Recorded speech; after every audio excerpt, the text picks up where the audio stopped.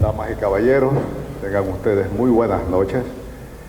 La verdad que estoy un poco sorprendido, no, bastante sorprendido, ¿para qué les voy a decir?, de la concurrencia que hay en esta sala. Sinceramente nos sentimos muy halagados, yo diría que bendecidos, porque realmente ustedes son el baluarte, el sostén de este sector, un sector que ha crecido de una manera impresionante.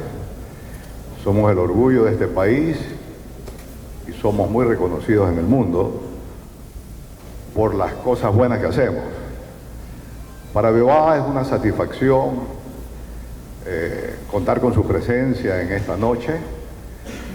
Estamos muy felices. Para los que bueno, todos los que están aquí saben de la trayectoria nuestra, de los años que tenemos en el mercado.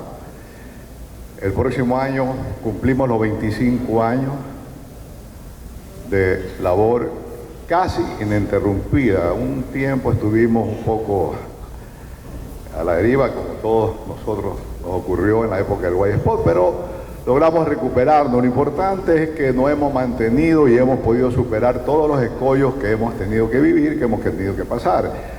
En este momento las cosas están muy difíciles a nivel del mundo, hay muchos problemas.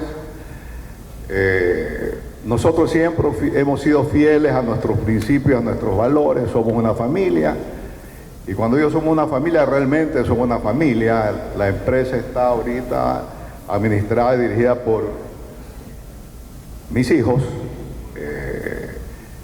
Eso nos convierte en una familia, pero también para nosotros es muy importante ustedes, que son parte de nuestra familia. Son muchos años de estar en el mercado, de juntos haber vivido experiencias buenas y también experiencias malas, pero siempre tratando de salir adelante, siempre con el optimismo y siempre con el deseo de seguir creciendo, seguir produciendo. Y nosotros como Biobat, fieles a nuestros valores, nuestros principios, pues siempre hemos tratado de dar lo mejor de nosotros para apoyar y aportar con nuestro conocimiento, nuestra experiencia, nuestros productos a las buenas prácticas de manejo de los ecosistemas de sus camaroneras, a la salud del camarón, y para que pues la producción de camarón en nuestro país sea siempre rentable, y nosotros también pues sabemos que tenemos una calidad de camarón reconocida en el mundo entero.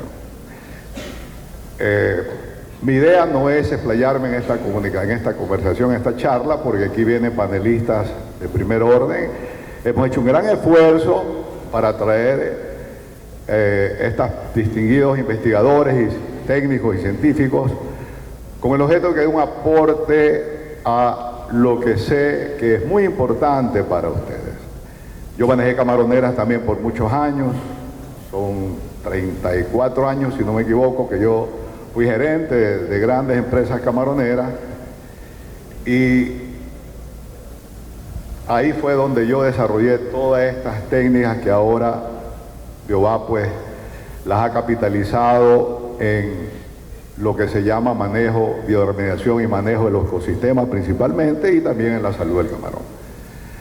En todo caso, quiero decirles que la clave en todo lo que hacemos, porque hay cosas muy buenas, tenemos distinguidas empresas que fabrican balanceado, que están con nosotros ahora, que están aportando con su calidad, porque el balanceado ha mejorado considerablemente, y yo creo que eso es algo muy bueno que ha pasado con nosotros. Aquí están todos los mejores, sin desmerecer que lo nuestro también ha desarrollado mucha experiencia, las fábricas de balanceado que nacieron aquí, que nos acompañaron de toda la vida. En todo caso, lo que yo quiero añadir es que no nos olvidemos del ecosistema. Siempre tengamos presente que teniendo un buen ecosistema en las camaroneras, un ecosistema sano, suelo, agua, nosotros vamos a poder producir con estabilidad a largo plazo y con buenos rendimientos. Así, usando las prácticas que ya conocemos, las buenas prácticas de manejo. Así vamos a seguir. El precio ha bajado, tenemos problemas, seguimos con el tema del precio, pero yo creo que eso no nos tiene por qué amilanar, porque nosotros seguimos aumentando la producción también. Entonces, Estamos nosotros trabajando muy fuertemente en la parte de investigación para el tema de la nutrición natural, para que haya un aporte complementario con el balanceado para el equilibrio del ecosistema, para que las piscinas, pues, el camarón esté en un ambiente sano, que las piscinas sean sanas, que su agua esté bien, que los parámetros estén equilibrados. Y estamos iniciando con el doctor Binatea un trabajo muy intenso de investigación en esta área, con el objeto de desarrollar para los cultivos intensivos BioFlow, ya que ya está desarrollado, pero en una aplicación más directa y ya hacia la rentabilidad, con asistencia personalizada para cada camaronera, y en el caso nuestro principalmente para los biofilm. Eso lo explicará él con un detalle en su charla magistral que va a dar más tarde. No me queda más que darles la bienvenida, ya agradecerles por su presencia y espero que estas charlas sean del agrado de ustedes, y aparte de eso, pues después los invito a disfrutar de una buena noche de música y unos cócteles para poder hacer lo que siempre hacemos, terminar con alegría esta charla y esto. Ok, muchas gracias, bienvenidos.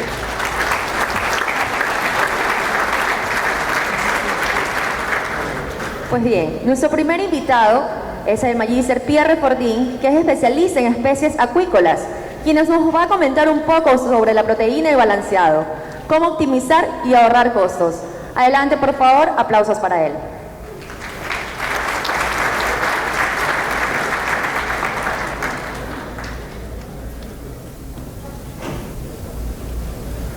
Hello everybody. Like she said, I'm going to talk about protein in aquafeed and especially shrimp feed tonight. How to optimize and save the cost of these feeds. So first, little introduction, because you've seen Aquaneo, which might seem new to some of you.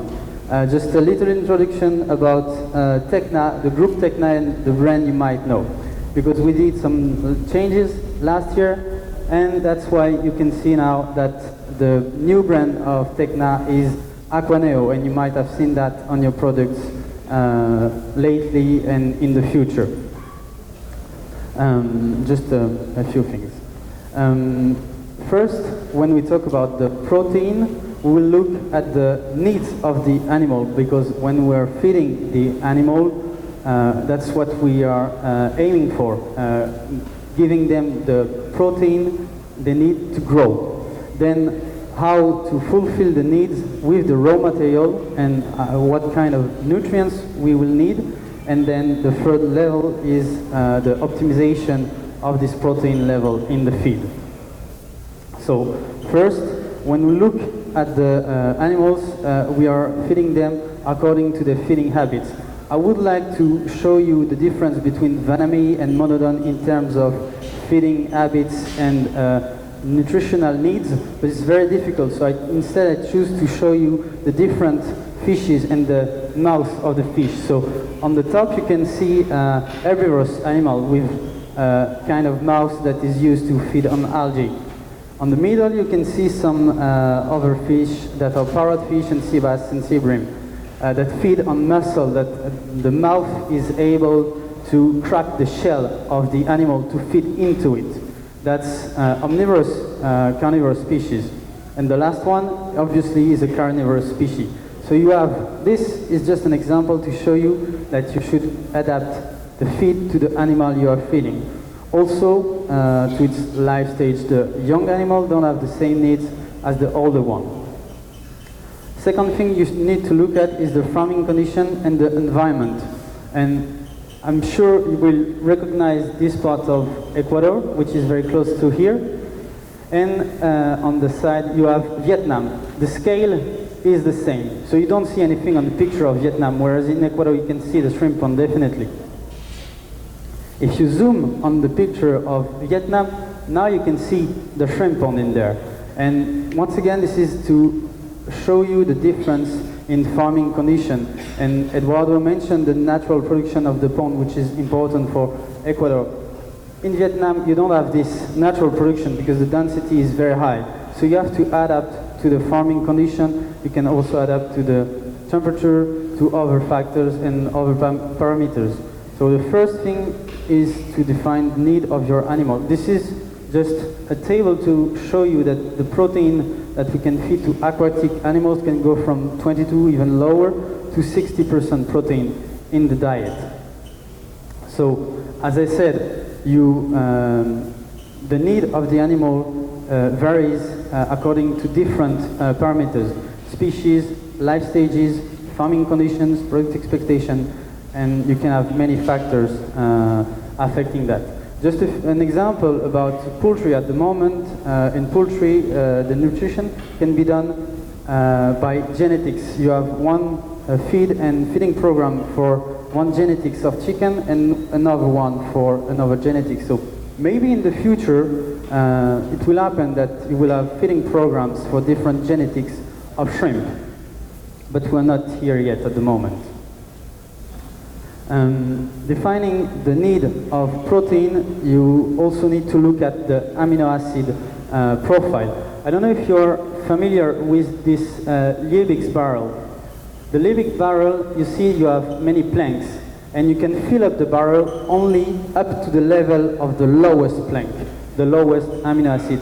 But as soon as you increase the size of the plank or the content of the amino acid, you can pour some more water in the barrel. And the growth, the water you put in the barrel represents the growth of the animal. So you have to balance this amino acid profile in order to get the growth of the animal.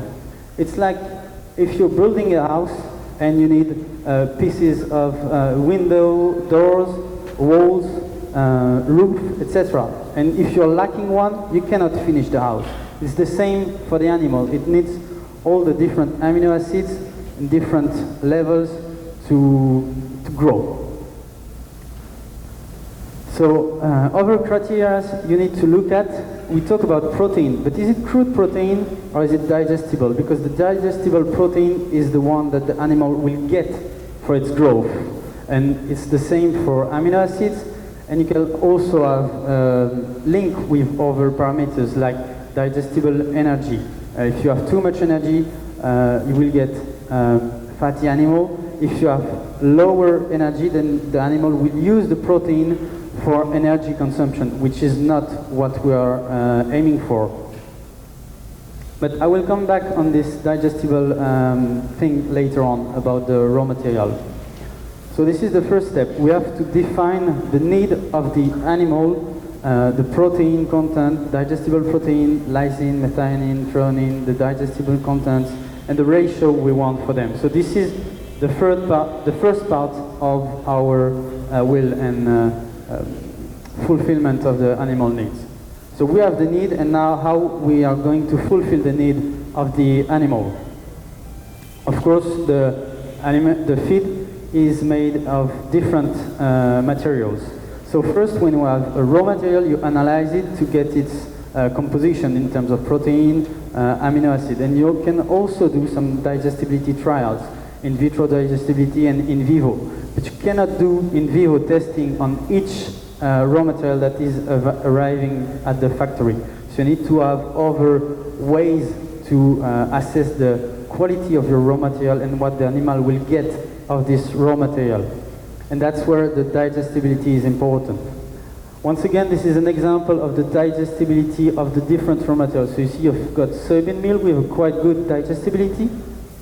And then you've got DDGS, 3 different plants of DDGS. The first one has a digestibility below 50%, second one 70%, and third one a little bit above 60%.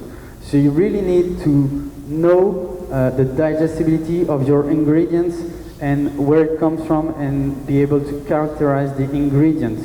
Because from one plant to another, for one plant to another, the digestibility will be different. So that's very important to look at it.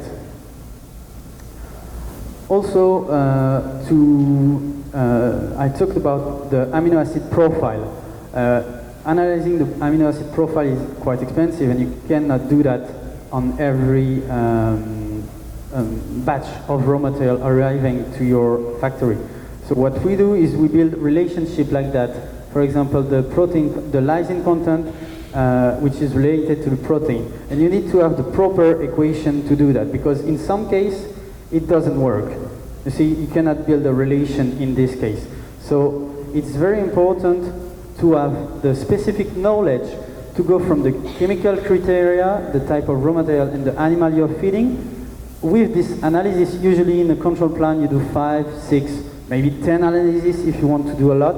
And then you end up with more than 100 nutrients about energy, about protein like digestible amino acid and digestible phosphorus.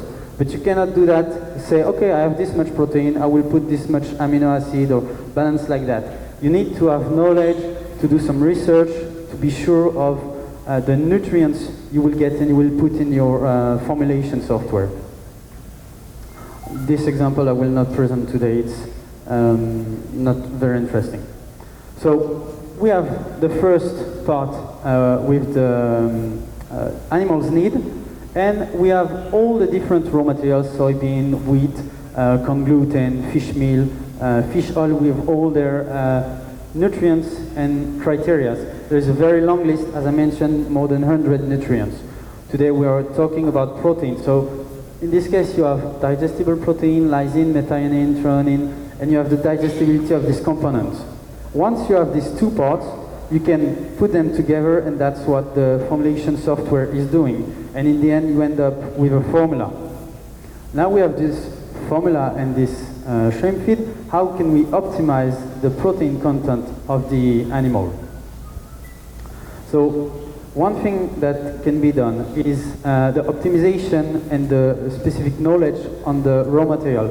If you look at this graphic, the green line is the protein level that is fixed in the matrix software. So you formulate with this value. At the beginning it's 46%, 46.5, 46.3. If the analysis of the raw material is above this level, then you lose money, because the feed you're producing is with a higher content of protein than what you have. And if you have lower analysis compared to your theoretical value, then you may end up with lower performance because you have lower protein. So when you analyze the batch of raw material, it's very important to do quick analysis and quick matrix integration and formulation with the correct value of your raw material to get the correct final protein content of your feed. So this is just a tool to do that. Second option you can have for optimizing the cost of the feed is look for alternative raw material, like fish meal substitution with high protein vegetable ingredients. There was a lot of speak today about the substitution of fish meal with amino acid mix, with some soybean meal, with some corn gluten. So you can find some products. Land animal protein, when it's authorized, a lot of people are talking about insect meal at the moment. I don't know if it will be a reality in the future, but there are a lot of things going on this. And also alternative proteins with secondary meals like cottonseed, peanut meal, or byproducts like rice and wheat. Third option to optimize the protein level in the feed is to increase the digestibility of the protein, because as I mentioned, the digestible protein is what the animal will get in the end. The protein content, the crude protein, is not what's really important about for the animal and for its growth. Once again, an example of the terrestrial animals. If you feed corn seed to a cow, you will end up with the same corn seed at the end of the cow after the digestion, because the cow doesn't have the possibility to digest. But if you smash the corn seed, then the enzyme of the animal will be able to digest this. So you really need to look at the digestibility. So you can choose to increase the digestibility of the feed by choosing the highest digestible ingredients, with gluten has a higher digestibility than soybean meal, than cottonseed meal. But this could cost you some money, because the prices of these ingredients usually is higher than the lowest digestibility. So it's a matter of balance depending on the market, what is really to spend on the feed. You can also increase the overall digestibility of the feed by using some specific products. Economics in Tekna is a product that works on the feed, on the digestible protein of the feed itself. Other products that can act on the digestive tract of the animal to have a healthier digestive tract and helping the animal in digesting the protein. So it's indirect way of acting on the digestibility with, for example, Perfostim or Aquaviance. The fourth part is balancing the amino acid profile. Once again, you can play with the different raw materials you have. Soybean meal is deficient in methionine, sunflower meal is deficient in threonine, but if you put both in the feed, then you might end up with a well-balanced amino acid profile that allow you to have good growth of your animal. And once again, the same principle, you can add some specific additives that act on the feed, on the ingredients of the feed, like economics, on the health of the animal, like Perfostim and Aquaviance. One side effect of this is if you have a feed with a certain protein content and the digestible protein content, which is quite low, then you will have higher nitrogen waste. This is a trial that was done in France. You have the first line, the top line is a methionine deficient diet, and the second line is a methionine supplemented diet, so let's say a balanced diet. And what we can see is that the nitrogen waste in the system is much higher when we have a methionine deficient diet. It's because if we go back to this barrel, all the planks above will be used for energy, and the nitrogen will be wasted, will not be incorporated into the muscle of the animal and producing growth. So besides having a lower growth, you also have pollution of your system with the nitrogen. That's why it's important as well to look at that. So with all this, you have the same specification needs of the animal that you can adapt to the specific condition, like we mentioned at the beginning. You may have some new raw material that you can put in your feed, and you can also play on additives in the feed. And then you end up with the new optimized feed with one or several solutions on the feed, and that can reduce the cost of the feed for the shrimp. Thank you very much for your attention.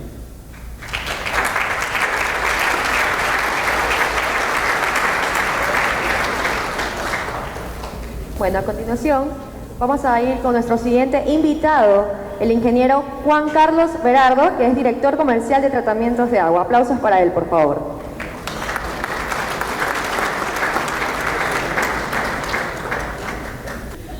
Bueno, muy buenas noches.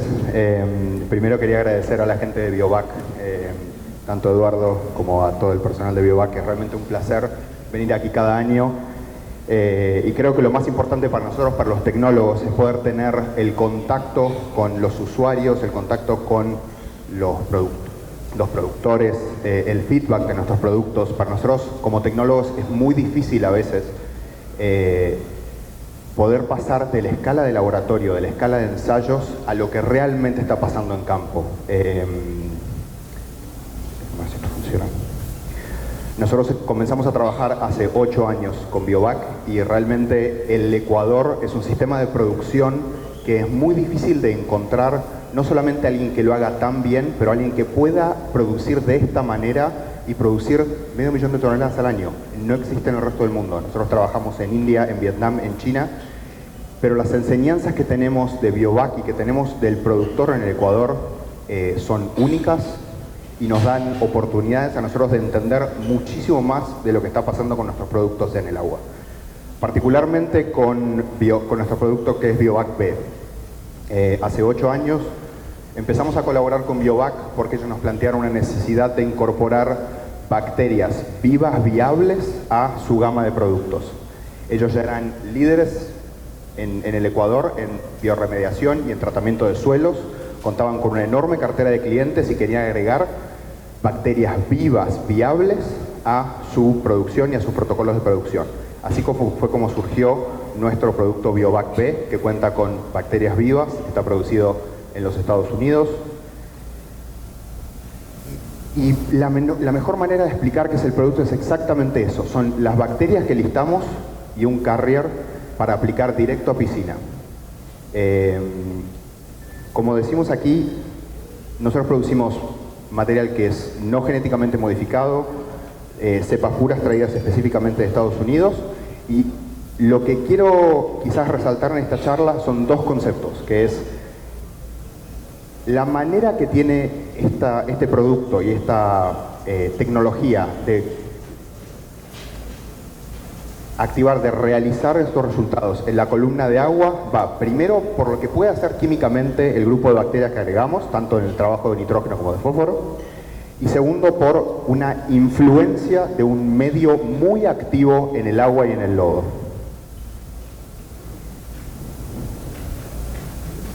Perdón, ahí va.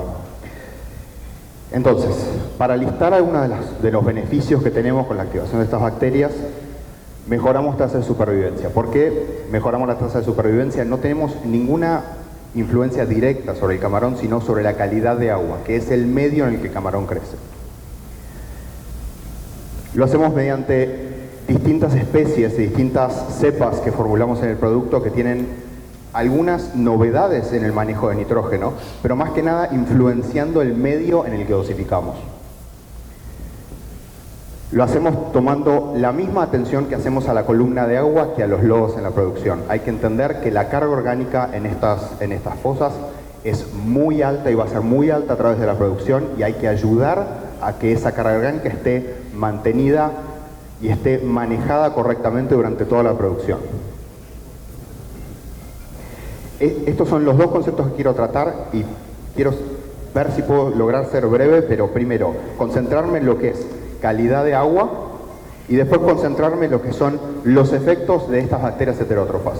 Todas las bacterias que agregamos nosotros al medio son bacterias que necesitan buscar su propio alimento. Son bacterias que van a consumir material orgánico en el medio, y como tales van a estar compitiendo contra todo lo que ya existe en el medio por ese recurso. Entonces, esta competencia es exactamente lo que genera todos los beneficios y lo que nosotros tenemos que poder entender en el medio.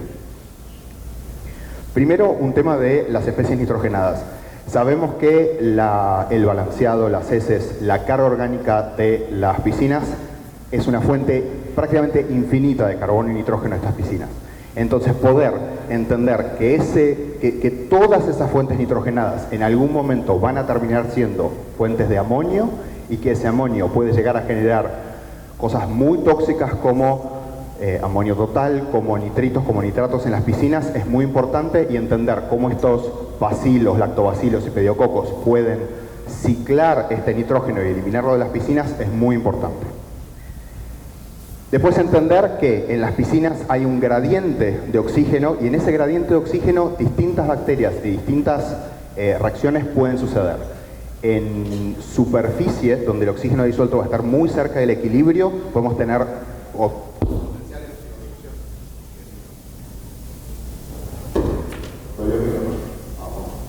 presentación. Ok, miren para allá. Decíamos, los gradientes en estas piscinas son importantes. En estos gradientes voy a tener zonas de oxidorreducción muy marcadas y zonas anóxicas. Las dos son muy importantes en el desarrollo y en el manejo de nitrógeno. Conseguir que este nitrógeno, que estas fuentes de amonio se oxiden y a la vez eviten formaciones de nitritos y nitratos tóxicos es muy importante en las piscinas. Vuelta. ¿Cómo podemos asegurarnos que estamos poniendo herramientas para hacer lo que queremos hacer? Primero, ensayos de laboratorio. Segundo, ensayos en tanques que uno puede controlar. Y tercero, colaboración con el productor. Porque esto también es algo muy difícil, y por esto nosotros valoramos tanto la oportunidad, no solo de estas charlas, sino de poder visitar el campo y poder entender lo que está pasando. Si nosotros no podemos llevar estos ensayos de laboratorio a escala micro a los laboratorios de la agricultura, a raceways, a precrías y a campo, no estamos entendiendo bien qué es lo que está haciendo nuestro producto en estas zonas competitivas. Entonces, primero podemos ver lo que está haciendo las cepas bacterianas que tenemos en casos altos de amonio para generar esa nitrificación y ver que Bacillus subtilis, Bacillus pumila están muy bien documentados como elementos aceleradores de la nitrificación. Son heterótrofos, son esporulados, son muy resistentes, se pueden dosificar, crecen muy rápido. Ahora, es importante también entender que si uno lo único que hace es fomentar esta nitrificación, lo que va a conseguir son picos de nitritos y nitratos que pueden llegar a ser tóxicos en la producción. Entonces, poder tener estos controles y entender que en 24 horas uno consigue esta eliminación alta de amonio sin ningún pico, y sin ningún pico es sin ningún pico detectable, es decir, la desnitrificación y la completación de ese ciclo está siendo mucho más rápida que la primera reacción y me está permitiendo a mí utilizar ese gradiente y esas zonas de potencial de oxidorreducción muy altas y muy bajas en mi favor. Esto es lo otro que queremos poner. Si bien entendemos que este es el ciclo que tiene que pasar naturalmente, también estamos poniendo especies de bacilos que pueden tener shortcuts, que pueden utilizar otras formas nitrogenadas. Entonces estamos poniendo más herramientas en un sistema que ya tiene un montón de herramientas disponibles. Y estas herramientas es expresión proteica, expresión enzimática. Esto es otra cosa importante. Entender cómo llevar esto a una producción viable. Entonces, hacemos ensayos en tanques de larvicultura. 16 tanques de larvicultura en donde podemos rastrear específicamente los promedios de amonio y cuáles son las bandas. Y entender que va a haber tanques con muchísima variación, que va a haber tanques con mínima variación, pero que estamos poniendo esas herramientas a disposición de la microbiología que ya existe en el tanque. Porque si bien una caja de Petri es algo muy específico y único para mí, yo tengo que poder funcionar y expresar la misma funcionalidad en un lugar competitivo, como es el tanque. Esto mismo lo tenemos que poder replicar frente a un control y decir, bueno, cuando yo estoy agregando mi producto, mis cepas, ¿estoy realmente modificando algo o estoy haciendo exactamente lo mismo que el sistema haría? Entonces podemos verificar que al agregar heterótrofos al agua, estos heterótrofos no solamente hacen lo que saben hacer, sino que mejoran lo que el sistema está haciendo. Es un valor agregado a la microbiología del tanque. Esto también es importante, entender que podemos hacer esto manteniendo nitritos debajo de un límite, porque bien sabemos que en ciertas condiciones de salinidad las concentraciones de nitritos pueden ser mucho más tóxicas que las concentraciones de amonio. Entonces, generar picos en estos tanques puede ser peligroso.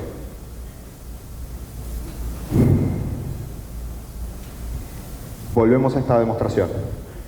Esto sabemos que lo podemos hacer en un tubo de ensayo, en una condición. Ahora tengo que hacer una condición competitiva. Entonces tengo que poder ir a tanques productores y a través de una corrida de 6 semanas poder lograr este balance y ver que realmente las que están siendo dosificadas con el producto están en menores concentraciones. Ahora quiero pasar al otro modo de acción que estábamos hablando. El primero es lo que químicamente pueden realizar las bacterias que estoy agregando al medio. Lo segundo es la influencia de estas bacterias en el medio. Y esto va específicamente a la capacidad de competir patógenos. Hoy en día está bien estudiado y no viene como una sorpresa para nadie que manejar altas concentraciones de estas bacterias heterótrofas en la columna de agua inhibe la expresión de patogenicidad de vibrios y de otros patógenos. No podemos decir que uno va a producir en ningún momento en ausencia de estos patógenos, pero lo que tenemos que poder es producir establemente manteniéndolos en una concentración donde no se exprese esa patogenicidad, que es exactamente a donde apuntamos. Poder poner tal competencia en el medio, es un medio que va a tener carbono, nitrógeno y fósforo en exceso en toda la corrida. Entonces, quien sea mejor para aprovecharlo va a ser el que pueda crecer y el que pueda expresar esa patogenicidad. Si nosotros ponemos bacterias que puedan crecer a ese mismo ritmo y competir con ese medio, vamos a conseguir cierto nivel de inhibición. Entonces hacemos ese mismo ensayo, hacemos las mismas corridas y tratamos de demostrar que con las medidas conocidas de vibriosis que se pueden determinar, uno tiene un nivel de inhibición manteniendo ciertas concentraciones entre la quinta y la sexta de lo que llamamos heterótrofas viables. Entonces, agregando no solamente nuestro producto, sino promoviendo esas heterótrofas en todo el sistema, mantenemos posibles patógenos bajos. Mismo ensayo. No solamente tenemos la posibilidad de expresar inhibición, que esto es un potencial genómico, es decir, ¿puedo sacar de mi biblioteca genómica la capacidad de expresar un inhibidor? Sí. ¿Puedo traducir eso al campo? Cuando yo estoy en campo, ¿puedo realmente ver eso? Exactamente. Repliquemos en campo y veamos que esa misma potencial genético que se ve en laboratorio puede estar replicado en inhibición en el campo. De vuelta, volvemos a estos ensayos con alta replicación en estanques. Entonces volvemos a los 16 tanques, pero ahora lo que estamos viendo es concentración total de bacterias heterótrofas y cuál es el impacto sobre Yellow Vibrio y Green Colonies. Distintos tipos de vibrio. Y vemos que manteniendo artificialmente, porque estamos agregando estas bacterias al medio, vemos inhibición competitiva sobre tipos de patógenos. Mismo caso.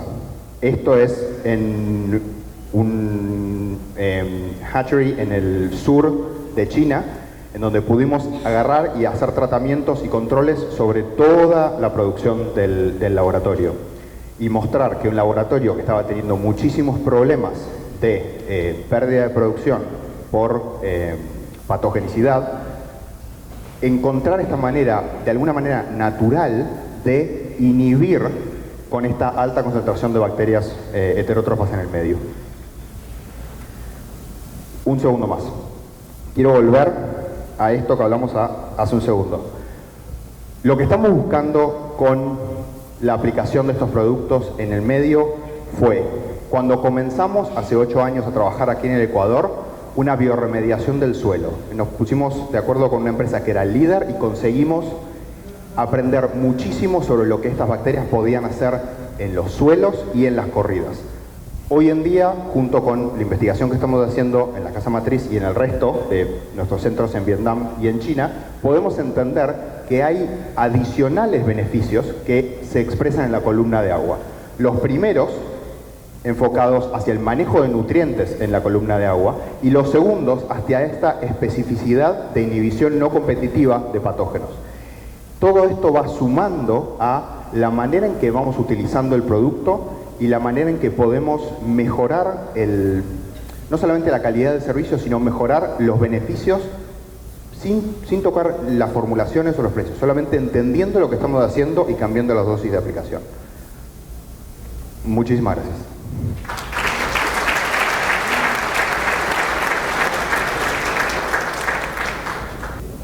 Muy bien. A continuación, tenemos la presencia del doctor Luis Pinatea, que es catedrático de la Universidad Federal de Santa Catarina. Por favor, aplausos para él.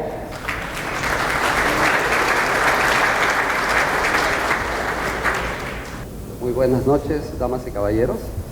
Primeramente quiero agradecer al ingeniero Eduardo Maldonado por la invitación y todo el equipo de Biovac para poder venir a visitar una vez más este bello país, para poder intercambiar algunas ideas al respecto del manejo de las unidades de cultivo de camarón marino. Como el título lo pueden leer, vamos a hablar sobre la productividad natural y su incidencia en el cultivo del camarón. A diferencia de lo que hablaron Pierre y Juan Carlos, mi enfoque va a ser más ecológico. Voy a hablar en contexto un poco más amplio. Vamos a comenzar entonces con el ecosistema propiamente dicho. Sabemos de que la vida existe gracias a la existencia de energía solar. La energía solar es la que mueve todos los ecosistemas. Gracias a esta energía solar tenemos la evolución de los productores primarios, son aquellos encargados de transformar esta energía solar en energía química que va a ser aprovechado por todo el resto de los organismos que ocupan diferentes nichos tróficos. Seguidamente tenemos los consumidores y como ustedes lo saben, lo hemos estudiado en la escuela, en la universidad, estos consumidores se dividen en primarios, secundarios y terciarios. ¿Y dónde encaja nuestro camarón, el objeto de nuestro cultivo? Este camarón se sabe que ocupa tanto el primero como el segundo nivel de consumidores. Y por último, en la trama ecológica tenemos la figura de los descomponedores. Estos dos que hemos mencionado, los productores y los descomponedores, son fundamentales para el manejo de la unidad de cultivo. Esto ya es importante en un ecosistema natural. Pero ¿qué cosa es una piscina de cultivo? ¿También es un ecosistema? Es un ecosistema, pero modificado, simplificado en función de los intereses del productor.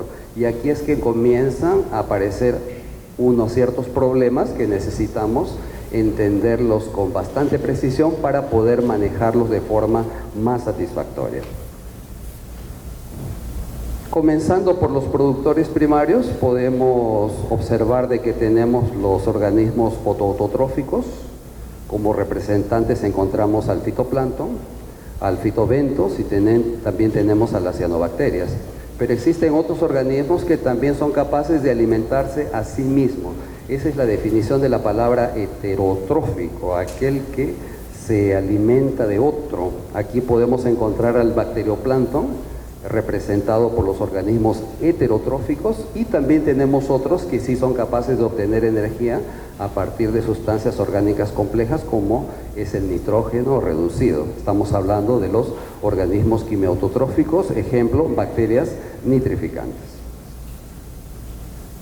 Si observamos la radiografía de la estructura de cultivo que tenemos en el Ecuador, se está hablando mucho de los sistemas trifásicos, y cada uno de estos compartimientos de producción tiene su propio metabolismo.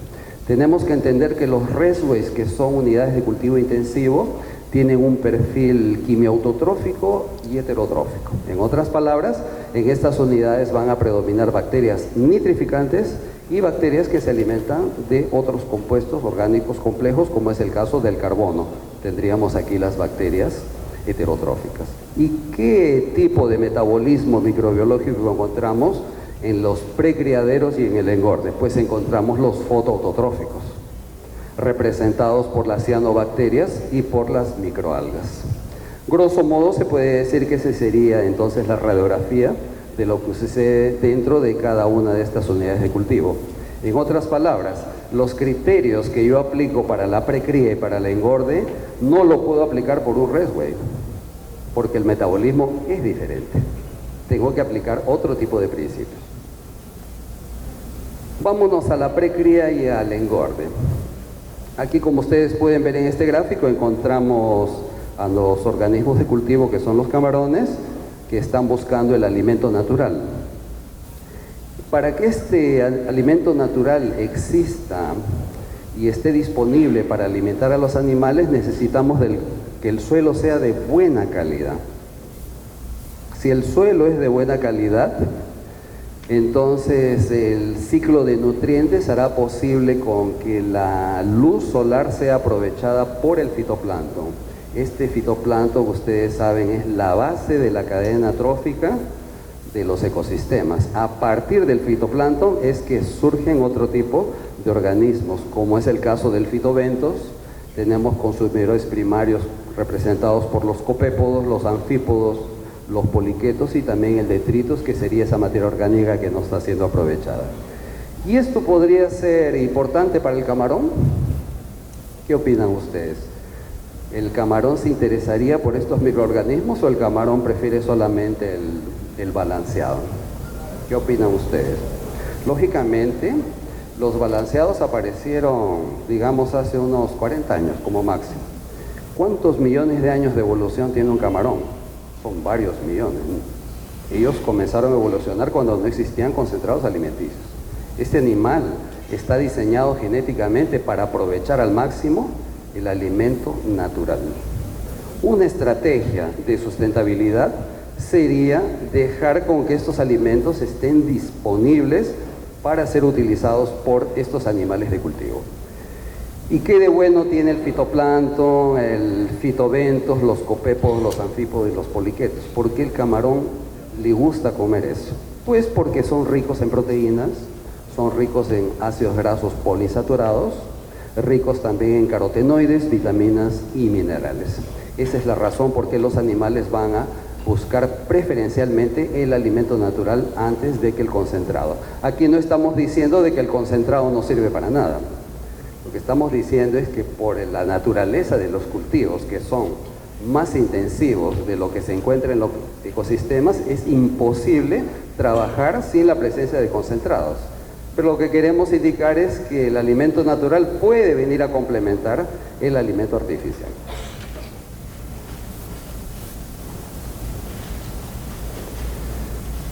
El año 2012 apareció un trabajo muy interesante en que se compara un cultivo de camarones solamente alimentándolo con concentrados y otro también con concentrados pero complementado con alimento natural. Vamos a ver los resultados de estos investigadores, que es un equipo de cubanos y mexicanos. Tal como ustedes pueden ver, aquí tenemos dos columnas. La columna with significa que el concentrado alimenticio fue complementado con alimento natural, y without, aquellos que no fue complementado con alimento natural. ¿De qué alimento natural estamos hablando? Los que mencioné en el slide anterior. Sería el fitoplancton, el fitobentos, los anfípodos, los poliquetos, etc. Observen que dentro del estómago de los camarones, en aquellos que tuvieron la complementación del alimento natural, podemos encontrar menos concentrado alimenticio que en el tratamiento en que no estaba complementado con alimento natural. ¿Y cuántas diatomeas fueron encontradas en el intestino? Muchas más diatomeas en aquel tratamiento que estaba complementado con alimento natural. Igualmente, cuando vemos la fracción de crustáceos, de detritos, de poliquetos y rotíferos, observamos que en el contenido estomacal encontramos presencia de estos organismos naturales y una menor proporción del alimento natural. Es obvio que el camarón prefiere el alimento natural, ¿no es verdad? Bien, ¿y de qué le sirve eso al camarón? Tal como ustedes ven este recuadro de color verde, si comparamos el factor de conversión alimenticia, aquellos que tuvieron una complementación de alimento natural, este factor fue significativamente menor a aquellos que no fueron complementados con alimento natural. Lo mismo se puede decir con la ganancia de peso y con la biomasa final, y también con la tasa específica de crecimiento en porcentaje por día. Repito, esto no significa que vamos a olvidarnos del alimento concentrado, ¿ok? Porque las unidades de cultivo son mucho más intensivos de lo que encontramos en la naturaleza. Es imposible librarnos del concentrado, pero lo que sí podemos hacer es un uso más racional y aprovechar lo que la naturaleza nos está ofreciendo para poder disminuir costos por un lado y también para poder mejorar la salud del animal y también su valor biológico. Repitiendo, tenemos como alimento natural al fitoplancton, al fitobentos, los copépos, los anfípodos y los poliquetos, que están en la mira de los camarones que estamos cultivando. Para que esto suceda y el animal se pueda beneficiar directamente del alimento natural, es necesario que exista calidad de agua y calidad de suelo. Si no tenemos calidad de agua y calidad de suelo, el alimento natural no se va a manifestar como debería y los animales no van a poder beneficiarse de este plus nutricional representado por estos organismos que ya hemos señalado. Los dos componedores son importantes porque mucho de la calidad del agua y del suelo depende del metabolismo que va a adoptar estos descomponedores. ¿Y qué metabolismos adoptan los descomponedores? Apenas dos. ¿Y de qué depende ese metabolismo? Del oxígeno disuelto. Si hay oxígeno, el metabolismo será de tipo aerobio, cuyo principal metabolito producido será el dióxido de carbono. Pero si el metabolismo adopta la vía anaerobia, tendremos entonces una reducción de sustancias, con la producción de gases tóxicos, tal como ustedes pueden ver aquí: amonio, sulfuro de hidrógeno y gas metano. En algunas camaroneras del Ecuador he observado, y seguramente ustedes alguna vez lo han observado, un burbujeo medio extraño que viene del fondo, que parece como que si el agua estuviese hirviendo. Y uno se pregunta, caramba, pero ¿por qué está burbujeando el agua? ¿Será oxígeno? Colocamos un oxímetro, el oxígeno está en 0. ¿Será sulfuro de hidrógeno? Bueno, es simplemente aproximar este famoso instrumento patenteado en la NASA que se llama nariz. Si huele a huevo podrido, entonces es gas sulfídrico. Pero si no huele a nada, no resta más que pensar que se trata de gas metano. Y el gas metano se produce en condiciones de reducción muy electronegativos. Estamos ya prácticamente en el límite trófico anaerobio de un ambiente de cultivo. Si los descomponedores adoptan la vía aerobia, entonces este dióxido de carbono será producto de la actividad de las bacterias nitrificantes, las bacterias heterotróficas y también de algunos remediadores que utilizamos para mejorar la calidad de agua y suelo de nuestros cultivos, tal como ya fue mencionado aquí por los que me antecedieron. Se mencionó al bacillus, al lactobacillus, que realmente funcionan de una forma bastante satisfactoria. Esta es una imagen de un sedimento anaerobio. Seguramente a ustedes ya les ha pasado. La piscina se ve bonita, pero basta meterse, mandamos un atleta con la atarraya y se levanta una nube media negra y uno dice, caramba, ¿qué está pasando? ¿Qué es lo que se está levantando? Pues lo que se está levantando es el coloide orgánico anaerobio. ¿Por qué está en condiciones anaerobias? No hay oxígeno. Y si no hay oxígeno, ¿qué tipo de gases se van a producir? A ver si ustedes se acuerdan. Cuando el metabolismo es anaerobio, ¿qué gases se producen? Amonio, ¿qué más? Sulfuro de hidrógeno y gas metano. Sucede que los tres gases son altamente tóxicos. Y yo les pregunto, ¿y dónde vive el camarón? ¿Vive en la columna de agua? ¿Vive en la orilla o vive en el fondo?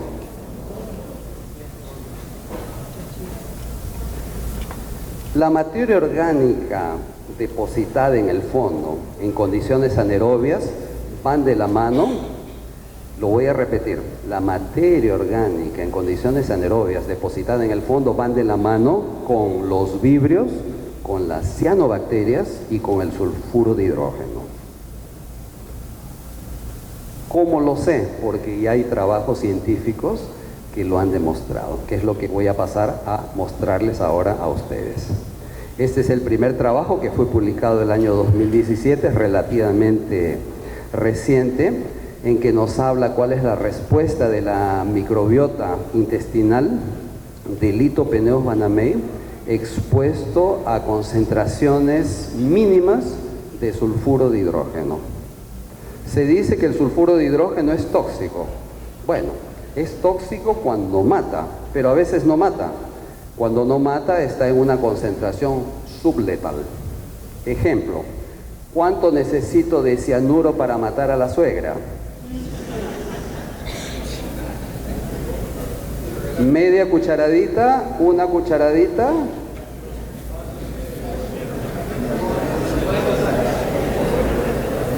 Señores, para librarse de la suegra es media cucharadita. Pero como no tengo dinero para pagar el sepelio, no quiero que la vieja se muera. Lo que quiero es que apenas se enferme, ¿qué cosa hago? Le doy una dosis subletal. Muerte lenta, muy bien. Gracias por la ayuda. De eso se trata este paper. Vamos a analizar lo que le pasa a los camarones cuando estamos con concentraciones subletales de sulfuro de hidrógeno. Miren qué cosa interesante. Si ustedes ven estas columnas que están aquí, Voy a mostrar aquí. El control significa un grupo de camarones que no fue expuesto a concentraciones subletales de H2S, o sea, de sulfuro de hidrógeno. Y este otro que está aquí son animales que fueron expuestos a menos de medio miligramo por litro de sulfuro de hidrógeno. ¿Y qué cosa encontramos en esta columna que está aquí? Población de vibrio. ¿Dónde existe más vibrio? ¿En ausencia de sulfuro de hidrógeno o en presencia de sulfuro de hidrógeno? ¿Qué dice el gráfico?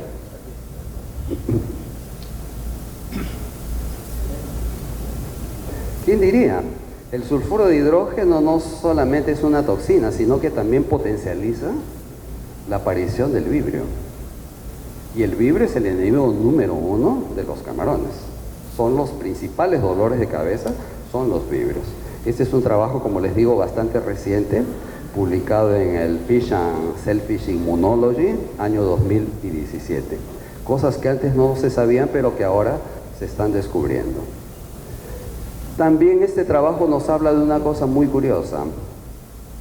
Si la concentración del sulfuro de hidrógeno llega a 0,85 miligramos por litro, adivinen, la longitud de la vellosidad intestinal disminuye. ¿Eso es bueno o es malo para el camarón? Es malo, ¿no es cierto? ¿Y por qué será malo? Porque el animal no va a aprovechar el alimento. Bien, señores, avanzando con esta conferencia, me puedo preguntar, ¿qué cosa le hace bien a mis camarones? Le hace bien suficiente oxígeno. En primer lugar, siempre será el oxígeno. Después viene el fitoplancton. Debemos darle preferencia a las diatomeas y a las clorofisias. Preferiblemente debemos tener poco amonio y poco nitrito, que son gases altamente tóxicos. Debemos tener alimento disponible y también procurar de que la descomposición de la materia orgánica sea de tipo aerobio, cuyo único metabolito sea el dióxido de carbono, que no tiene mayores consecuencias en la calidad del agua ni del suelo. ¿Y qué cosa le hace mal a mis camarones? Poco oxígeno. También le hace mal que tengamos cianobacterias y que tengamos dinoflagelados. Mucho amonio y mucho nitrito afecta a nuestros animales. Cuando el alimento también se vuelve escaso, es un problema porque el animal no obtenemos el beneficio del alimento natural que podría ayudarnos a bajar un poco la conversión alimenticia. Y lo que sí resulta fatal es que la materia orgánica enrumbe por la ruta de la descomposición anaerobia. Repitiendo, ¿qué gases se van a producir cuando la materia orgánica se descompone sin oxígeno? Gas metano, sulfuro de hidrógeno y amonio. Muy bien. Vamos entonces a manejar el fitoplancton. Manejar el fitoplancton no es tan fácil. Mejor dicho, sí es fácil. Pero necesitamos entender ciertos principios fundamentales para que el tiro no nos salga por la culata. ¿Qué significa manejar el fitoplancton? En pocas palabras, minimizar a las cianobacterias y potencializar a las diatomeas. ¿Y por qué tenemos que hacer eso? Porque las cianobacterias no le hacen bien a los camarones. ¿Y por qué tenemos que potencializar a las diatomeas? Porque ya se ha demostrado que las diatomeas le hacen mucho bien a los camarones, tal como lo vamos a mostrar aquí con los trabajos científicos que he podido recuperar. Para comenzar, ¿por qué diatomeas? Pues porque son ricas en proteínas, son ricas en ácidos grasos poliinsaturados, en carotenoides, no generan blooms catastróficos y tienen la capacidad de inhibir vibrios. ¿Quién diría? Las diatomeas tienen la capacidad de inhibir vibrios. Esto antes no se conocía, ahora ya se sabe felizmente. Una razón más para dar énfasis al crecimiento de las diatomeas. ¿Y por qué no usar cianobacterias? No porque estas sean pobres en proteínas, carotenoides y ácidos grasos. A veces estas tienen mucho más que las diatomeas, pero tienen otros problemas, como por ejemplo generan blooms catastróficos. ¿Qué cosa es un bloom catastrófico? Una transparencia de disco de Secchi de 10 centímetros, de 15 centímetros. Eso es una vergüenza. Eso significa que durante el día el oxígeno va a estar supersaturado por encima de 200%. Y en la noche, cuando se les ocurra respirar, el oxígeno va a llegar a ¿cuánto? A 0. ¿Y qué cosa voy a hacer si no tengo aireadores? Pues agua oxigenada. Y los que venden agua oxigenada se han ido arriba gracias a las cianobacterias. Y como nosotros no queremos darle gusto a los que producen agua oxigenada, entonces vamos a tratar de eliminar a las cianobacterias de otra forma. Aquí algún ejemplo. Esta es una unidad de cultivo en el norte del Brasil totalmente plagado de cianobacterias. Las lecturas que hicimos son de más de 3 millones de células por mililitro. Observen el color del agua, completamente verde. Y no es un verde decente, es un verde erótico, digamos, ¿no?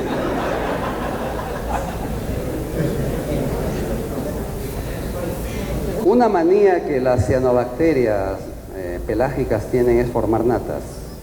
Aquí se puede ver algo de nata aquí, en esta lectura. Entonces estos de aquí se puede decir que son blooms catastróficos. ¿Por qué el número es tan grande? Porque son bacterias. Estas no son microalgas, son bacterias. Muchas de estas no llegan ni a la media micra de longitud. Muy diferente de un fitoplancton, una diatomea, por ejemplo, que puede llegar a 20 micras. Es por eso que hay unas explosiones celulares. El metabolismo es muy acelerado de estos microorganismos. Y aquí entonces llegamos a un trabajo que fue publicado este año, fíjese, 2019, en el Research Journal of Life Science, en Indonesia. Son investigadores que encontraron una relación entre el vibrio y las cianobacterias. Ustedes se preguntarán, ¿qué cosa tienen que ver las cianobacterias con los vibrios? Respuesta, ambas son bacterias. Y a las bacterias les gusta hablar, son bien chismosas. ¿Han escuchado hablar ustedes del quorum sensing? Perfecto, es así como ellas se comunican. Todo lo que la cianobacteria hace, el vibrio también lo va a hacer. Y aquí encontraron estos autores que a medida que los camarones crecen y avanzan en el cultivo, el aporte de nutrientes oriundo del concentrado alimenticio hace con que estas oscilatorias crezcan en mayor velocidad. Y el vibrio va junto, exactamente detrás. Por lo tanto, según este trabajo, es inevitable que cuando se acumulan nutrientes, las cianobacterias estimulen también el crecimiento de los vibrios. Es algo que antes no se conocía, pero ahora está quedando más claro con estas nuevas investigaciones que están apareciendo en estos últimos años. Aquí tienen el retrato del enemigo público número 1 de los camaroneros, la oscilatoria. Esa es la cianobacteria que más comúnmente es observada en altas concentraciones. Estas también forman natas, tal como ustedes están viendo aquí. Aquí tienen otro close-up de la oscilatoria SP. Esta oscilatoria es un microorganismo cosmopolita, altamente versátil. Crece tanto en salinidades bajas como en salinidades altas y les encanta el fósforo. Si tengo mucho fósforo, tendré mucha cianobacteria, principalmente la oscilatoria. Este trabajo lo publicaron en China. No piensen que yo sé chino, yo no sé nada de chino. No pude leer el trabajo, pero por lo menos el resumen estaba en inglés. ¡Qué suerte! Y ahí encontré que según estos autores hay una recomendación de no tratar de evitar que la concentración de la oscilatoria no pase de 12,5 miligramos por litro. ¿Y qué pasa si se pasa de ese valor? Pues habrá un impacto a nivel inmunológico, a nivel también de crecimiento de los camarones. Me parece que aquí en Ecuador existen bastantes chinos cultivando camarón, ¿no es cierto? Creo que le voy a pedir a ellos que me ayuden con la traducción del chino. Aquí aparece otro trabajo también muy interesante, publicado el año 2007, es relativamente reciente, en que se asocia la presencia de cianobacterias con inmunodepresión de Banamey, y esto acaba provocando mortalidad. ¿Y por qué las cianobacterias se inmunodeprimen a los camarones? Vamos a verlo. Sucede que estos microorganismos tienen la capacidad de inhibir la expresión de los genes de defensa del camarón. Esto realmente es algo novedoso, tal como podemos ver aquí. Acá tenemos 4 fragmentos de ARN que expresan genes de defensa. Las barras abiertas vendrían a ser los controles en que no existe la presencia de cianobacteria, y las barras oscuras representan la presencia de cianobacterias. En otras palabras, los genes no se están expresando cuando las cianobacterias están presentes. Y esto provoca mortalidad. Según estos autores que logré leer el trabajo, en el control las sobrevivencias fueron alrededor de 80%, y la sobrevivencia en la presencia de cianobacterias no pasó de 1.8%. Es lo que dicen los autores. Yo pienso que sí, son sinceros. Otro dato importante también es la disminución significativa de los hemocitos en la hemolinfa. Las barras abiertas entonces serían aquel tratamiento que no tiene cianobacterias, y las barras cerradas serían concentraciones muy altas de cianobacterias en las unidades de cultivo. También se observa de que hay un aumento en la actividad fagocítica de los hemocitos, representado por las barras negras, y es una diferencia estadísticamente significativa. Eso significa que en 95% de los casos es exactamente como dice este trabajo. En otras palabras, los animales se sienten amenazados frente a la presencia de cianobacterias. Es por eso que activa su actividad fagocítica. Bien, ya que hablamos mal de las cianobacterias, ahora vamos a hablar bien de las diatomeas y los beneficios que tienen para los camarones de cultivo. Este trabajito, publicado también en el 2017, nos habla sobre la capacidad que las diatomeas bentónicas tienen para inhibir vidrios. Miren, qué interesante. Si tengo diatomeas bentónicas en la unidad de cultivo, las concentraciones naturales de vibrio disminuían. Vamos a ver lo que estos autores encontraron, que publicaron este trabajo en Alga Research. Probaron 3 tipos de bacterias, el Vibrio harbei, y lo confrontaron a 6 tipos de diatomeas bentónicas. Tenemos la navícula incerta, la Nitzschia levis, la navícula biscantare, la Nitzschia frustrulum, la Nitzschia frustrulum variedad permuta, y una navícula que no logró ser identificada en la especie. Esta primera curva que está señalado con la flecha rojita vendría a ser la concentración del vibrio. ¿Qué vibrio? Vibrio harbei. Cuando colocamos las diatomeas, el vibrio cae. ¿Y qué cosa crece? La concentración de la diatomea, y también crecen las bacterias heterotróficas. Prefiero tener bacterias heterotróficas antes de que tener vibroanáceas, porque el vibrio es patógeno. Lo mismo se encontró con vibrio alginolíticos, y lo mismo también se encontró con vibrio campbelli, el mismo comportamiento. Ya que se descubrió que las diatomeas son muy bienvenidas en las unidades de cultivo, entonces ¿qué cosa tenemos que hacer? Pues incentivar el crecimiento de estos microorganismos para librarnos de los vibrios. Este trabajo, publicado en Aquaculture Nutrition el año pasado, 2018, dice que si el animal ingiere navícula incierta, habrá menos vibrios en su intestino. Y uno se pregunta, caramba, pero ¿por qué? Bueno, ahí tienen que leer el trabajo, o si quieren más tarde les cuento por qué, pero es bien interesante la explicación. Aquí hay un gráfico que nos dice que estas barras de color amarillo serían aquellos animales que ingirieron navícula incierta, y esta barra de color azul representa aquellos animales que no ingirieron navícula incierta. ¿Y qué cosa se encontró en el intestino en materia de vibrio? una concentración significativamente superior cuando el animal no consumía navícula incierta. Lo mismo se repite para los Streptococcus y también para los Enterococcus. No me interesa tanto los Streptococcus ni los Enterococos. Me quedo satisfecho si tienen la capacidad de barrer del intestino del camarón la concentración de los vibrios. Sabemos que las diatomeas son ricas en ácidos grasos poliinsaturados. Se sabe que cuanto mayor es la concentración de ácidos grasos poliinsaturados en la dieta, mayor es la capacidad del animal de defenderse frente al estrés, tal como nos muestra este trabajo publicado el año 2009 en el Aquaculture Research, hecho también con la especie con la que trabajamos, Lithopennogenamei. Podemos ver en el recuadro de la sobrevivencia en dos situaciones, una dieta con baja concentración de ácidos grasos poliinsaturados y otra con alta concentración de ácidos grasos poliinsaturados. El control significa animales que no fueron sometidos a la prueba del estrés de baja salinidad, y la otra columna significa estrés.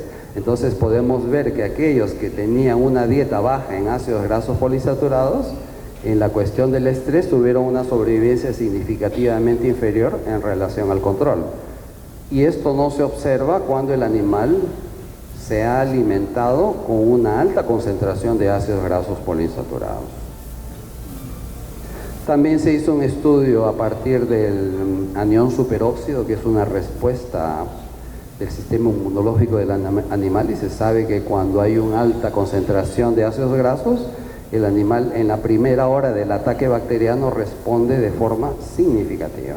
Eso podría ser la diferencia entre sobrevivencia y mortalidad frente a un ataque de patógenos oportunistas. Y los carotenoides, se sabe que las diatomeas son ricas en carotenoides, y los carotenoides son sustancias que también son capaces de disminuir el grado de estrés de los animales, tal como lo demuestra este trabajo que fue publicado el año 2009 en el World Aquaculture Society. Aquí podemos ver la prueba de estrés en ausencia de carotenoides.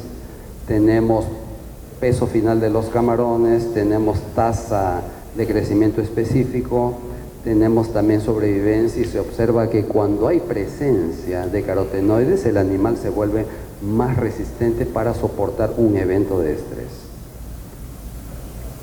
Ya estoy terminando, entonces por favor no se desesperen, que ahorita viene la rumba y ¿qué más? Y el ron, ¿no? O el vino, y la cerveza, y el aguardiente, y la chicha de jora. Ustedes recuerdan que yo les dije de que el perfil trófico de un resway no es fotoautotrófico, es heterotrófico y quimiautotrófico. En otras palabras, yo no puedo colocar aquí un organismo fotosintético. ¿Por qué? Porque no hay luz. La turbidez es tan alta que no habría fotosíntesis. No va a prosperar una población en el agua, pero yo sí puedo colocar la microalga que le he producido fuera de ese tanque y complementarlo como si fuese alimento.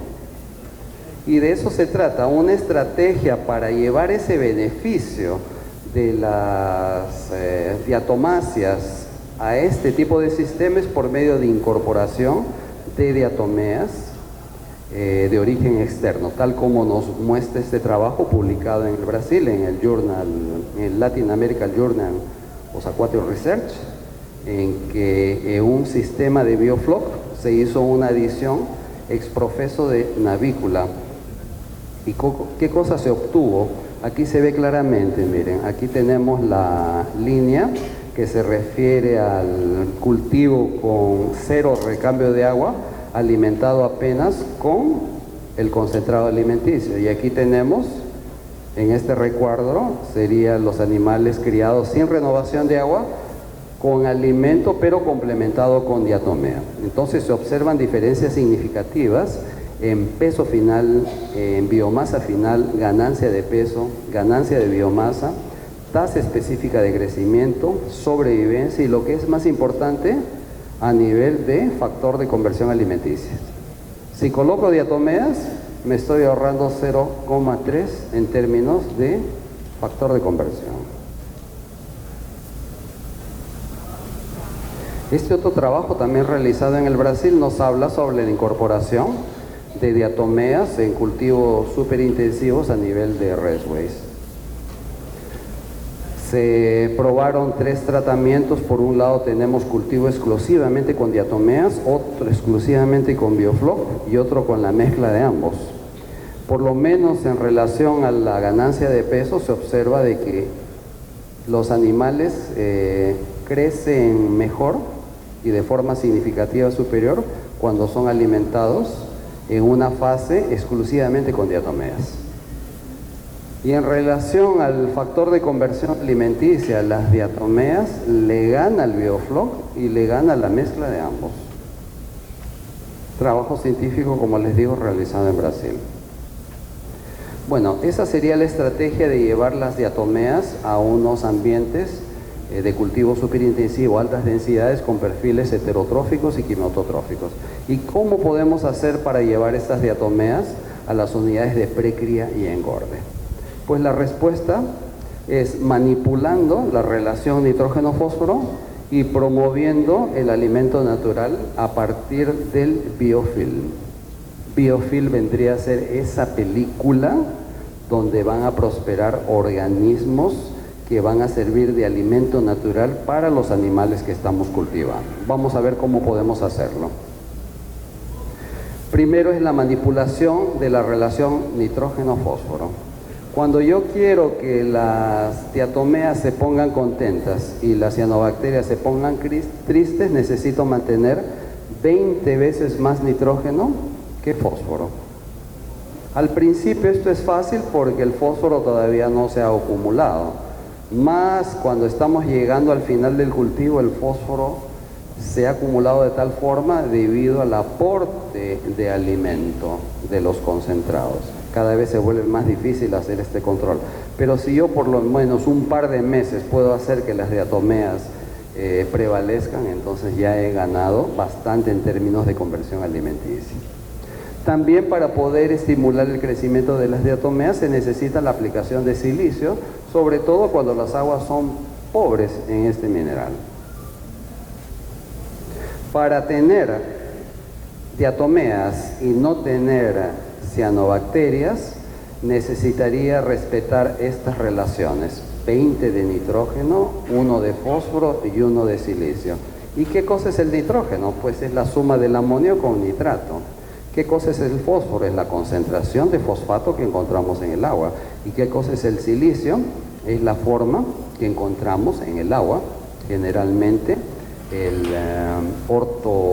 ortosilicato o metasilicato, que se encuentra de forma natural y que son altamente asimilables. Esta es la imagen de una camaronera en el nordeste brasilero. La empresa se llama Artemis. Esta foto la tomé el 2014. Me llamó la atención que tenía mucha diatomea pelágica. Se hizo el análisis de calidad de agua y se encontró que efectivamente había por lo menos 20 veces más nitrógeno que fósforo. Eso explica por qué predominan las diatomeas y no predominan las cianobacterias. Este es otro ejemplo que encontré en Honduras el año pasado. La camaronera se llama Escazur. Riquísimo en diatomeas. Se hizo el análisis y se descubrió que efectivamente se respeta el principio de 20 a 1. 20, 1, 1. Miren el fondo de esta piscina. Eso que está aquí son colonias de diatomeas bentónicas. ¿Dónde vive el camarón? ¿En la columna de agua o vive en el fondo? ¿Y el camarón comerá esto que está aquí o no comerá? Comerá. ¿Y qué de bueno tiene que el camarón coma las diatomeas? Es todo lo que hemos visto. Va a barrer con los víveros en el intestino y encima le va a aportar una serie de nutrientes que son importantes para aumentar nuestra productividad. Y el caso más interesante lo encontré en Nicaragua, esta finca llamada Camaronera Sugar. en que existía también la relación 20-1-1 con bastantes cianobacterias bentónicas. Lo que me llamó la atención aquí, realmente casi me rompo la cabeza, es que la transparencia era de 90 centímetros. En otras palabras, no había fitoplancton. Si usted encuentra una transparencia de 90 centímetros, 1 metro, y coloca un oxímetro, el oxígeno va a ser 0. Es prácticamente imposible que sea diferente. Pero adivinen cuánto estaba el oxígeno. Estaba súper saturado. Ahí uno se pregunta, caramba, pero ¿y de dónde salió el oxígeno? ¿Ustedes utilizan agua oxigenada? No sabemos lo que es eso. ¿De dónde sale tanto oxígeno? La única explicación es que venga del fondo. ¿Y qué cosa llega al fondo? Microalgas. ¿Y qué microalgas son esas? Estas que están aquí. Son las natas de diatomeas. Y el suelo no está podrido, el suelo está oxidado. En vez de estar reducido, está oxidado. ¿Por qué el suelo está oxidado? Porque hay producción de oxígeno. Recuerden que el metabolismo de la materia orgánica tiene 2 rutas. O escoge la ruta aerobia, cuyo único efecto será el metabolito llamado dióxido de carbono. Y si decide seguir la ruta anaerobia, tendremos gases tóxicos como por ejemplo el sulfuro de hidrógeno, tendremos el gas metano y tendremos el amonio. Gracias a la presencia de diatomeas bentónicas y gracias a la presencia del oxígeno que era producido, por lo tanto se observa un perfil más oxidado que reducido en el fondo del estanque. Y aquí están las alguitas en un barrido hecho en el microscopio. Realmente había una cantidad impresionante. Y esa era la explicación por qué había oxígeno en un agua que no tiene, que tiene mucha transparencia. Ahora vamos a hablar de la promoción del alimento natural. ¿Qué podría hacer para potencializar el alimento natural en una columna de agua a nivel de precría y de engorde? ¿Dónde voy a hacer que prospere este biofilme? Existe un artificio que se llama substrato artificial.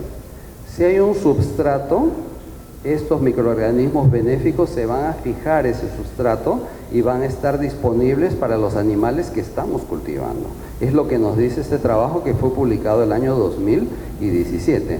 El efecto del perifito en la calidad del agua y los parámetros de crecimiento del Lithopenos banamé en sistemas de cultivo semi-intensivo, publicado en la revista Aquaculture de Elsevier. Aquí se puede ver el análisis bromatológico del alimento balanceado utilizado y también del perifito. Y se observa de que el perifito no queda muy mal en términos de proteína. Tiene 24% de proteína, pero eso no significa que ya es suficiente para el camarón engorde, porque también tenemos que ver si esa proteína es digestible, porque no todos los aminoácidos son digestibles.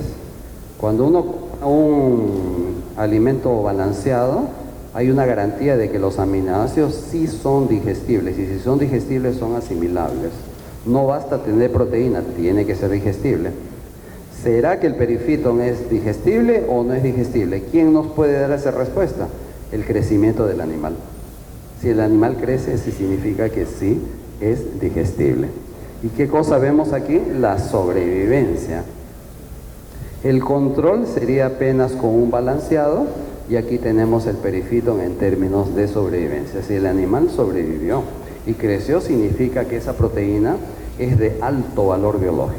En otras palabras, sí puede ser aprovechado por el animal de cultivo. Para terminar, les presento un trabajo que publicamos con mis alumnos del posgrado de la universidad. Este trabajo ya es un poco antiguo. Tratamos de mejorar la disponibilidad de elemento natural en una unidad de cultivo en gran escala. La mayoría de los experimentos son hechos en pequeña escala, pero nosotros no nos quedamos muy contentos en siempre hacer en acuarios. Entonces dijimos, vámonos al campo para ver si realmente lo que sale en acuario funciona en gran escala. Este sería el sustrato artificial que utilizamos.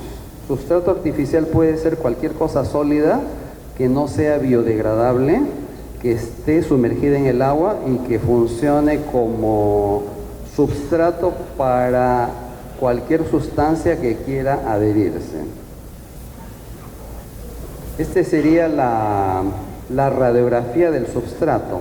Por un lado tenemos el substrato sólido, que puede ser esta alfombra que ustedes pueden ver, que ustedes ven aquí, un pantalón, una saca de ración, todo eso funciona como substrato inerte, y es ahí que se va a adherir un biofilme, y este biofilme servirá como interfase entre el medio líquido. ¿Y por qué nos interesa que crezca un biofilme?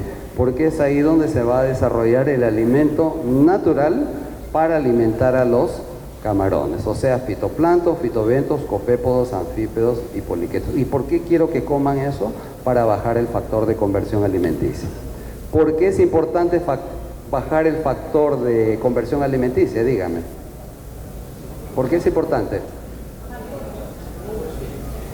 Porque beneficia el sector del cuerpo humano más sensible, que es este que está aquí. Los bolsillos y las adyacencias son extremadamente delicadas. Y aquí ustedes pueden ver la imagen de una piscina de 5 hectáreas que fue forrado con 10% de sustratos artificial. El resultado fue de que sin el sustrato artificial, en otras palabras, sin la presencia de alimento natural, el factor de conversión fue de 1.5 para 1. Y con la presencia de sustratos y con presencia de alimento natural, entonces la conversión cayó para 0.9. Vale mucho la pena, señores, invertir en el desarrollo del biofilm, del alimento natural, por lo menos monetariamente. Para resumir, podemos decir de que el manejo adecuado del fitoplancton y del fitobentos redunde en una mejor calidad de agua y suelo. Con una mejor calidad de agua y de suelo, mayor es la disponibilidad del alimento vivo para los camarones. Y la disponibilidad de este alimento vivo resulta en un mejor desempeño de los camarones y la economía de concentrados alimenticios. Y ahora sí les prometo, para terminar, quiero contarles de que estamos firmando un convenio con la empresa Biovac Universidad para hacer una investigación en conjunto para tratar de potencializar este alimento vivo por el uso de sustancias que nos prometen potencializar el crecimiento de las diatomeas para que los camarones se beneficien de toda esta información que les acabo de pasar, producto de investigación científica. Entonces, uno de los objetivos es disminuir el factor de conversión alimenticia y con eso disminuir también los costos de producción. Tenemos una lista de beneficios específicos. Esta investigación debe ser puesta en marcha aquí en el Ecuador, en la realidad de ustedes, a más tardar en los primeros meses del próximo año, y seguramente en el próximo Aquaexpo les contaremos los resultados. Esperemos que sean positivos. Muchas gracias, señores, por la información.